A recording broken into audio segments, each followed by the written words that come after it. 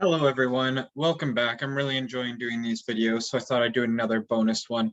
And for this video, we're going to be looking at which teams have the best run of fixtures coming out of international break. We know that we have a little bit of extended break between game weeks this week, and we're going to see what teams are coming out of it with the best upcoming run of fixtures. We know that in fantasy, fixtures have a big impact on things. You know that a striker has a lot better chance of scoring against a 20th place team than the first place team. So every week it does matter which team you are playing against. We're going to look and see which teams have potentially the easier run of fixtures and where you might want to get players from looking in.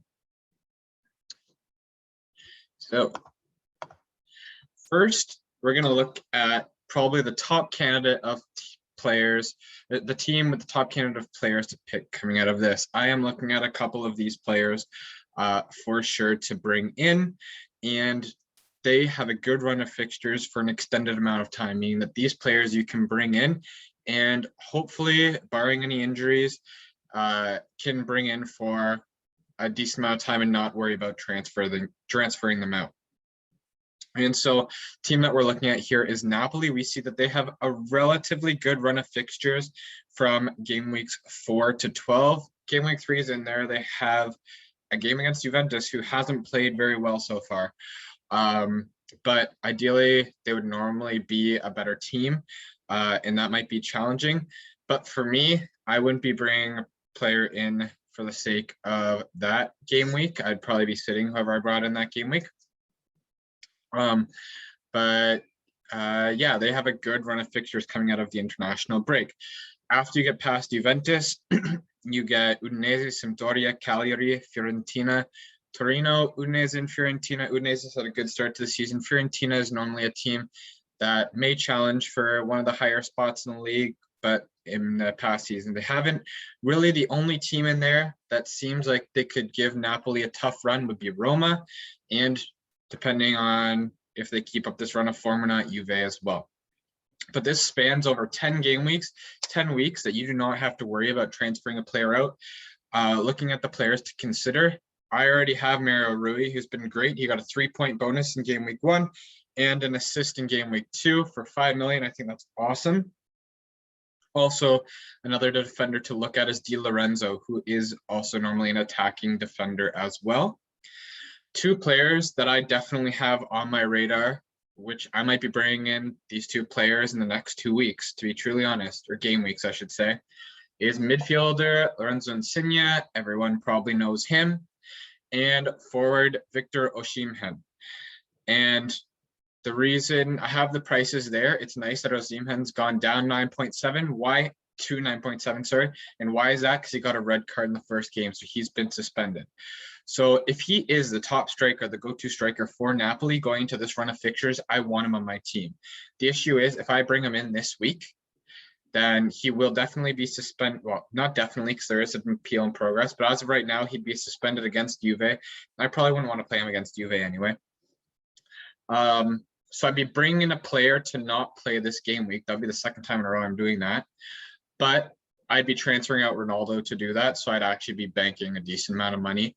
And using that money, I would likely go to Insigne the following week. And Insigne is one that when Osimhen's not playing, he's normally the top striker. The issue is with these two transfers is I would preferably, just because Osimhen's still suspended, I'd want to bring in Insigne first, Osimhen the next week. But I don't have the money to bring in Insigne in 1 week unless I'm taking out Chiesa, which I don't really want to do that. So I don't think, unless I'm willing to take a 4-point hit, that I'd be bringing in Insigne this week. But for Osimhen, he is obviously suspended this week. And after missing 2 weeks, you never know if he's going to get into the squad the first week he returns as well. So those are the little issues I'm having with that little pairing. Ideally, I'd want to triple up on Napoli right now, having Mario Rui, Insigne, and Osimhen. But we're going to see what happens. So maybe if you want to leave a comment below what you'd do in this situation if you were me, I'd love to hear it. And if there's any other options, maybe you have other options from Napoli that you'd consider instead. That's the Napoli run of fixtures and players that I would say to consider getting from them. The next team are going to be more mid-tier teams. Remember, a mid-tier team against a weak team, there's still a lot of opportunity for points there, even if teams of the same calibers. Empoli has a lot better chance of scoring against a team like we're going to see from Venezia than a team like Inter Milan. So at the end of the day, they still could have a good opportunity for points there. So next we're looking at Empoli, and this is a short-term good amount of fixtures. We got 4 game weeks, which still isn't bad. If you bring in a player 4 game weeks that you can rely on to start, like a forward or something, I think that's pretty good. And they got Venezia, who's looked god-awful so far. Sampdoria, Cagliari, and Bologna, all teams that are not very high caliber compared to the rest of the league. And Empoli is coming off a huge win against Juve, so they have a lot of momentum going forward. So they might be able to do some damage and gather some points early in the season. Players to consider from them. Personally, I brought in Bandinelli last week because I wanted to bank some money, because he's only a 4.5 million midfielder who has started the past 2 game weeks and got some attacking returns in the first game week. So he's good. If you're willing to pay that extra million more for Bajrami, he actually plays like as a center attacking mid as far as I've seen on FootMob, which shows the lineups and where everyone's playing. So if you want that extra, more guaranteed attacking, I'd spend that extra million for Bajrami, but Bandinelli is, I think, going to be a good fit for my team. He might actually be starting in my team the next upcoming week. The other forwards I'd be looking at are Cutrone and Mancuso. So Mancuso actually got attacking returns recently, only a 6 million, a very cheap forward if you want to go with him, started both games. Cutrone I put there just because he does have that top league experience. He's played for AC Milan, he's played for Fiorentina. He went to England and played for Wolves for a bit. So he does have a lot of experience at the top, in the top divisions. And I can see him getting consistent start soon and getting a rhythm of getting some attacking returns as well. Okay, so that's the players that I'm looking at for Empoli, and they have 4 fixtures in a row coming up. So I'm thinking if you're going to get someone from Empoli, I'd probably get them with your next transfer, maybe your one after that game week 6 hits, then the fixtures start taking a turn for the worse again. Next team we're looking at is Genoa, and this is a team with sweet fixtures for the next 10 rounds. I am definitely considering bringing one of these players in. It's just, I don't know if I want them taking up one of my forward spots, and that's the thing there that I'm really debating with. So as you can see, they don't have any of what I consider to be one of the big top teams in the next 10 weeks. You got Cagliari, Fiorentina, Bologna, Hellas Verona, Salernitana, and some more in there that are all towards the bottom of the table. Some of them are actually, towards the top of the table based on who they played. They might have picked up 2 wins. But generally speaking, as far as Serie A fixtures go and what you end up seeing at the end of the table, these are normally teams that are in the bottom half. Sassuolo has proven to be a team lately that has, in the past couple of years, continuously challenged for Europa spots and stuff like that. So I don't want to be knocking them too much. But they generally are not that same caliber as a Roma, Napoli, Inter, AC Milan, Juventus. Okay, so that's what I mean by that.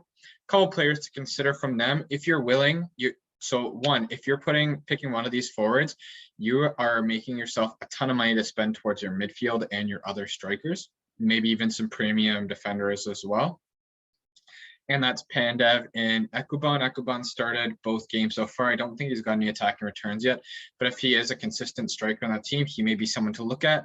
And we know through Pandev's history, he is slowing down, yes, but he is a proven striker in Serie A, has been in it. He knows how the game works in Italy. And I don't think that would be a bad pick either. The last one's kind of interesting, Cambiaso. And he's a 4.0 million defender. So the cheapest that players get as of right now in Serie A fantasy. As well, he's been playing in more of a midfield role than a defensive role. And if you can get a defender that sees himself get up the field and better his chances at getting attacking returns, generally you jump on that. I mentioned last video on Udinese, Molina, who's 4.5 million and playing higher up that I'm looking at. Cambiaso would be another one that I'm looking at for those reasons. A defender playing more attacking, and who's cheaper. So and I have considered potentially using a shuffle sometime soon. This is a player that I could see making my squad after shuffle to get more money going forward and to have that attack from the defense. That is my recommendations from Genoa. Next team we're looking at is Hellas Verona, another shorter term one, and they also have that Roma fixture in there that may not look as attractive. But Bologna, Genoa, and Spezia, as well as Bologna before Roma, those are all good fixtures for Hellas Verona coming out of international break. Zakanji, I hope I'm pronouncing that at least somewhat right. He had a great game week 1. A lot of people jumped on him right away. Only a 6.5 million player. To be truly honest, haven't seen a lot of him as far as like actually watching, but he's got numbers to back it up right now. So I'm say consider him an option, as well as Barak I put on there because he's playing a little higher up in the midfield consistently and maybe worth adding to your team. I think he even got the starting striker role at one point. So there's a couple players from Hellas Verona that may strengthen your squad with some good fixtures coming up as well. Lastly, I'm putting these two teams on here together because despite the good run of fixtures they're going to have, I don't think I will be touching these players at all. We're talking about Venezia here and Salernitana. Both of them seem extremely weak out of the gates. They're both newly promoted teams, so it makes sense. No one's expecting them to go and challenge for any European spots or something like that. But after Venezia lost basically to 10 men the entire game in game week 1 and then got shut out again by Udinese in game week 2, I'm not really looking for players to score from them really. And I know they don't seem to be able to defend very well either. So you can see there that fixture run for Venezia is pretty good. They got Milan in game week 5, which might be challenging. And you got that Fiorentina-Sassuolo tandem there as well in game weeks 8 and 9. But I don't think I'll be touching any Venezia players for the sake of putting someone. I did put one of their midfielders, Johnson, who seems to be playing a little higher up in the attack. If you are looking for a cheap option midfielder that you're going to get at least points for playing, that's an option. Player that I'm looking, if I were to pick a team from one of these teams, I would look more at Bonazzoli, who has proven to be the penalty kick taker for Salernitana. He's already scored a penalty this year, so he does have that job, which is huge in fantasy. You want penalty kick takers on your team because those are generally auto goals. We know that it's not a sure thing all the time, but getting penalties works more often than not. And as you can see there, Salernitana does have a tough game against Atalanta and maybe a Sassuolo game after that, or in game week 6, but they do have some easier fixtures coming out of international break as well. So if I'm picking one of the players from these teams, definitely looking at Bonazzoli, a cheap attacker that will allow you to use money elsewhere. But again, probably staying away from these two teams until they can show me that they can compete a little better in the league. Okay. That's it though. Let me know if there's any other players that you think deserve to be on this list. Any teams that I missed that have good fixtures. If you're not someone that likes to play the fixtures, this video might not be for you. But I hope it helped in some way. Please, if you're liking this content, like and subscribe to the channel, please. I'm at 40 right now. Let's try to get to 50 before international break. I don't know how realistic that is, but I'd really appreciate that to help the channel grow. Let me know what other kinds of videos that you guys like. I'm trying to just think of things off the top of my head, especially during international break, and I am really enjoying making these videos, so maybe I think I'll be making them a little more frequently than I first said I was going to. The other things to follow along for on Twitter at Fantasy Serie or at fantasy_Serie. You can find me posting little comments, starting lineups occasionally and stuff like that. And on the Instagram is where I post the starting lineups and how the team did at the end, as well as announcing when videos are put out at Serie Fantasy Tips on Instagram. Okay, the exclamation part also is not part of the handle, just as a heads up. Just want to let you know. Anyway, thank you. Any support's appreciated. Hope you enjoyed this and take care, and I'll see you at the next video.